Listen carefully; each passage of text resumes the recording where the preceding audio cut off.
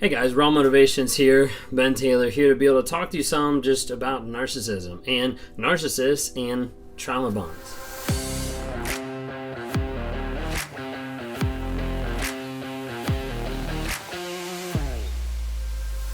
If you guys haven't followed my channel yet, would love to have you subscribe, but really I'm on this channel and on several social media platforms to talk about narcissism and to bring about awareness about narcissism. The shit that it happens, the shit that it destroys, how it's destroyed my life, how it's hurt my life, how it's hurt my relationship with my wife, how it's destroyed relationships, all the crap that falls out with narcissism. Now people don't realize what it is. People don't realize what's happening. People don't realize that they're in narcissistic abusive relationships. Maybe for them it's because of how they were raised and they feel like that aspect is actually love or that aspect feels normal to them. But in reality, a lot of people are in relationships with people that are very self-centered, that are very narcissistic, that are very toxic, that are just plain out abusive a lot of times, and they don't realize it. They don't understand what's actually going on.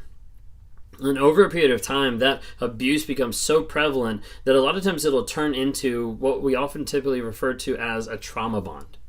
The trauma bond is the idea that there's been so much trauma, there's been so much back and forth, there's been so much dissonance, this push-pull of I love you, I hate you, I say I love you, I hit you, like all this type of stuff that goes back and forth that gets people really confused of like, wait a second, like cognitively, this doesn't make sense for me to be with this person. They lie, they cheat, they manipulate, they hit me. Why should I still be with this person?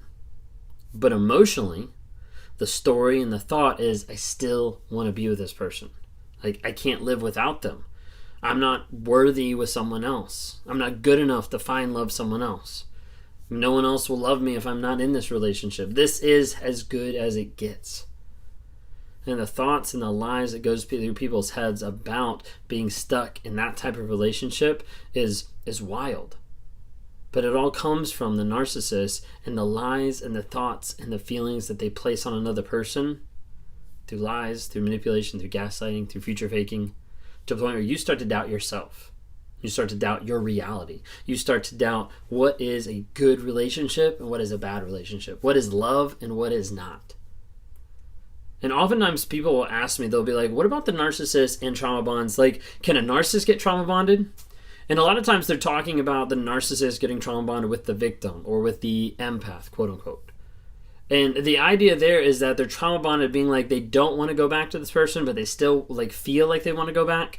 And that's the part that you kind of have to like disconnect a little bit, because you have one party that's like, oh, I really want to be with this person. And you have the narcissist that's like, wouldn't they love me back? Wouldn't they want this as well? Not really. Because the narcissist is more about the infatuation with their image and control of that than they are with you, than they are with how you feel, than they are with your feelings and your emotions, than they are with what you do with your time, than they are with, who do you spend time with, than they are with the job that you have. Now, I know there's a lot of narcissists that manipulate a lot of those things. I'm not saying that that's not valid and not out there. But a lot of narcissists get to the place where they just don't care. And it's a hard reality for a lot of people to digest and to hear and to understand that the person that they've poured their time, their money, their attention, their love and affection into it looks back at them with a dead look and just says, I don't care.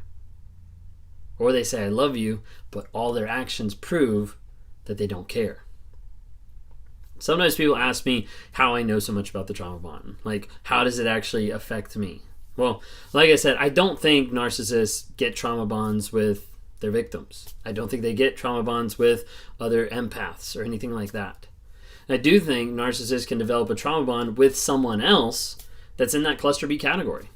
Whether that's antisocial, histrionic, borderline, or narcissistic, I do think that that's possible. One of the main reasons I think that's possible because I think that's something that I experienced with a person that I was with that had BPD, borderline personality and narcissistic traits. And over the period of time when that relationship was formed under fire, was formed under the radar so that people didn't know about it. It was an affair. It was an affair that I had while I was with my wife, and it was an affair that happened slowly over time and got to the place where it became more and more controlling. Now you might be saying like, well, you're the narcissist, so you're controlling it. Yes. But then as it kept going, I started to be controlled. I started to have my thoughts, my impressions, my responses be something that would sideline every single else in the house, in the workplace, in the friend environment, whatever it would be, to the point where I was controlled as well. And there's an idea of like fear. There's an idea of terror that I would even have about this other person. Of what are they going to do? How are they going to react? How are they going to take the limelight? How are they going to focus everything on themselves and I won't get anything? And those narcissistic tendencies started to like hit together. Excuse me. Started to hit together and they started to wage war at each other. And they started to be very manipulative, very toxic, to the point where the other person would say a lie and then come back later and tell the truth just to provoke my frustration, and then get mad at me for being frustrated that they lied. And it would go back and forth, this crazy cycle, time and time and time again, that led me to a place where I was stuck, and I didn't want to let go. I didn't want to let go even though I knew this person wasn't helpful for me. So I finally came around to it and got to the place where I confessed it. I brought it up. I told my wife. I told people, this is what happened. And here's the thing. After I said that, after I acknowledged it, after there wasn't anything happening with the two of us, I couldn't let go. Just wanted to hold on. It's an aspect of I wanted to hold on, but I was also scared that they would let go. Because they would. They would let go. They'd leave. They'd ghost. They'd come back. They'd leave again. They'd ghost. They'd come back. And I didn't want to lose that. I was like, maybe we can make it work. Maybe I can change something. Maybe I can do something different to be able to keep this relationship, to be able to keep all of us working under the same roof, under the same household. And the messed up mentality of trying to fight for something for someone who wasn't fighting for me, trying to fight for someone who was using me, trying to fight for someone who lied to me. And that's where I started to develop that kind of like trauma bond. Do I think I developed it to the same point as some of the people I talk to on a day-to-day basis? No.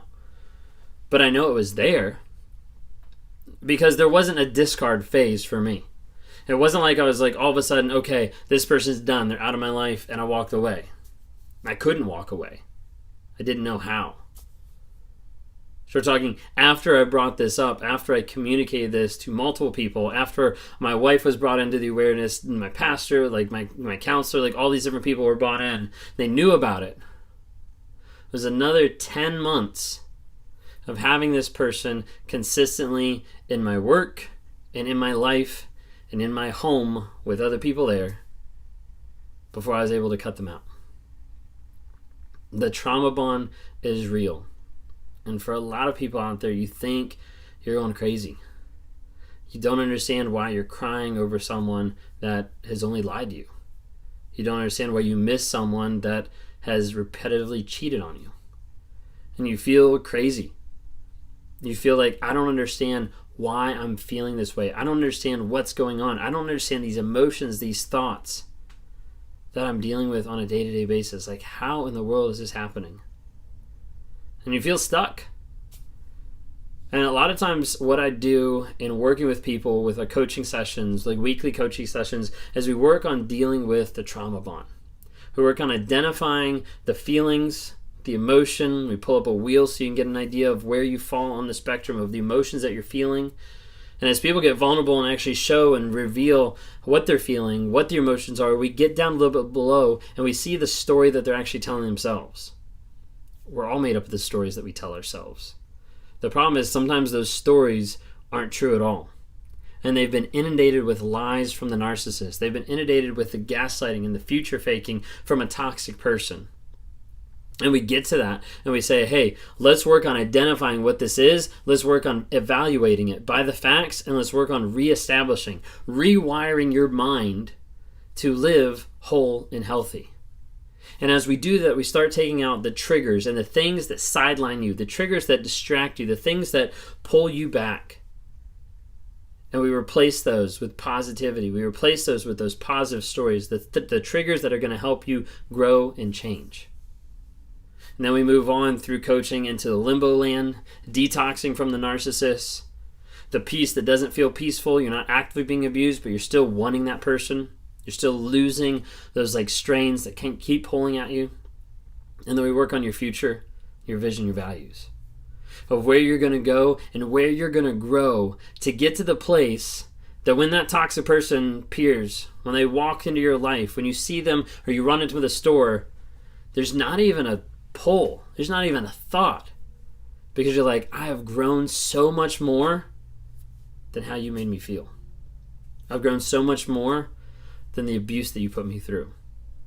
If that's you today and you want to talk more, click on the link down below to be able to contact me, be able to grab a time. Check out my website, rawmotivations.com. See a little bit of what I'm about. Go through some of my other videos. Subscribe if you haven't already. And go to TikTok, Instagram, Facebook to get small nuggets of truth as they come out every single day talking about narcissism, that awareness, that growth, that healing, that change. And that's what I'm on this platform for. If you haven't already, check out the podcast. Got Narcissist and Empath podcast coming out. That one's really cool. It's all under Raw Motivations, just different strains under there. Check it out. See about what we're trying to talk about, what we're trying to bring awareness, how we're trying to heal, how we're trying to change, and how we're trying to grow you on a day-to-day basis.